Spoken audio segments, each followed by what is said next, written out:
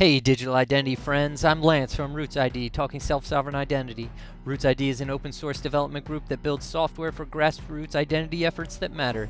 We engage with SSI communities like Prism, Trust Over IP, Decentralized Identity Foundation, Carry, and Hyperledger, all with the mission of bringing SSI to the mainstream. Thank you to our sponsors at Catalyst. RootsID has just completed our latest verifiable credential research and implementation. The effort was funded by Catalyst in the Fund 9 Developer Ecosystem Challenge.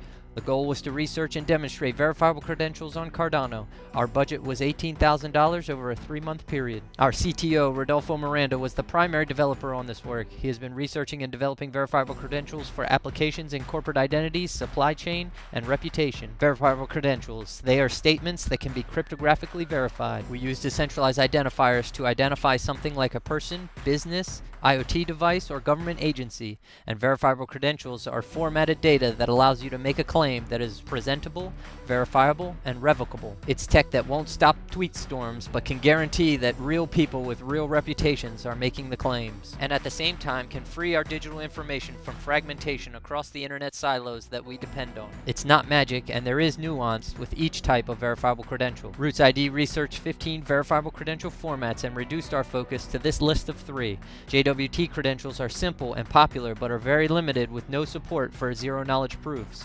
JSON-LD credentials using BBS Plus provide rich data features but are still under development. AnonCreds verifiable credentials use privacy-protecting capabilities based on zero-knowledge proofs, but historically have been tied to indie ledgers. RootsID demonstrated interoperability of JWT and JSON-LD credentials using the latest versions of Prism and with Veramo agents, as well as with participants in the JFF Interoperability Challenge. Hyperledger AnonCreds is now an open specification with no dependency on Hyperledger Indy.